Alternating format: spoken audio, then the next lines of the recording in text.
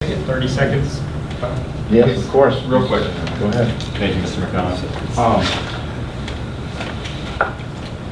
Just to kind of take it a step further, what he's saying. So, okay, facilities-wise, sure, maybe there is a solution. But what about athletics, right? My daughter is now marginalized because she's competing against biological males. So that is a whole nother component to this that really we need to take a hard look at and see. Again, this country has, for the last, 50, 60 years, I mean, women's rights have been increased exponentially to where, right, we're all equal, right? We have equal rights. But this is now gonna just take that way back to where now the girls are gonna be missing out on scholarships or just basically being able to have, right, being on a girls' team and enjoying that and having that being a part of their high school experience. Because I can see a lot of parents now saying, well, you're not gonna go out anyway. And I think that these girls are gonna be missing out on a whole host of opportunities. Thank you. Mrs. Brilliant.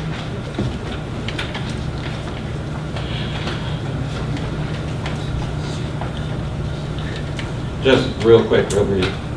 The biggest thing I think we're all missing is we can sit here and try to logistically think of some, engineering plan to make this right, wrong, whatever. I'll tell you what, in my business I work with engineers every single day, very smart people. Some of my own very good friends are engineers. They can tell me how something can be done. It doesn't mean that it's right. It doesn't mean that it's going to pass the test. It doesn't mean that it's going to work. You can do it, but that doesn't mean that it's right. I mean, that's end of day discussion. The biggest thing that I think we're all here for today is the kids. Kids are there to learn. We need to keep our kids' innocence. I mean, that's the biggest thing that we keep on all missing, I think, with this. We're all worried about laws and the minority and the majority, this and that. I mean, logistically speaking, we can sit here and talk legally and say, we're worried about the lawsuit from one family, two families, three families. But logistically and budget-wise, those lawsuits will pale in comparison to the hundreds of families that we sue. So, but we're not here to talk dollars and cents. But if that's, obviously I know, a motivating factor when you're talking overall for the school district.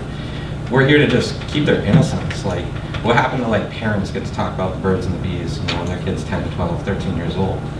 I don't want my kid to worry about using the bathroom or be uncomfortable. I don't want the other kid to be uncomfortable. We shouldn't even be having this discussion. It's just crazy to me right now. And that's all I can say. I think we all just need to not worry about facilities, not worry about budgets, worry about this and that. I mean, let's bring it back, worry about the kids, keeping their innocence. That's, I think, the biggest thing that in today's litigation world and right, wrong, and the cause of the day, at the end of the day, those kids are still kids. And we all need to keep that in mind. I think, like I said before, we need to really iron this out, have the details factored for the long term.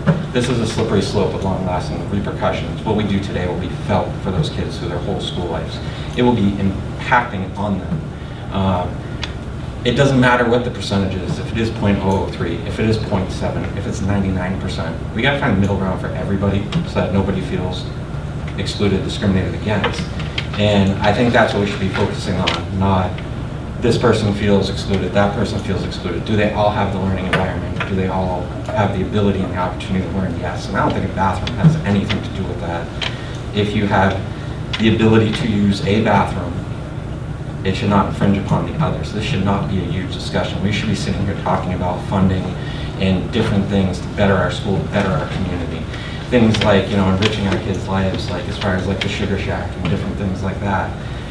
It just blows my mind the resources that are going into this, because once again, one family over the over 1,000. That's all I have to say. Thank you. Thank you. I'm going to close public comment at this time. Excuse me, I'll be super brief. May I? Sure. Please. Thank you. Please, I have children David. to tuck in. So, I'm Jade Wood. I live on Ridgewood Avenue.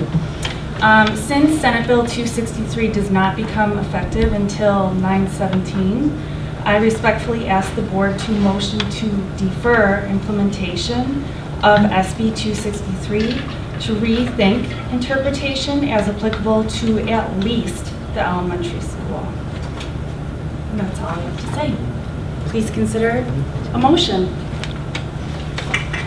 Thank you, Ms. Wood.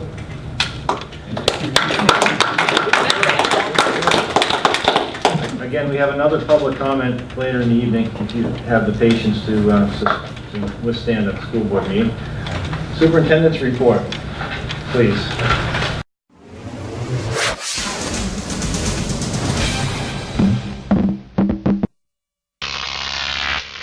Crop TV.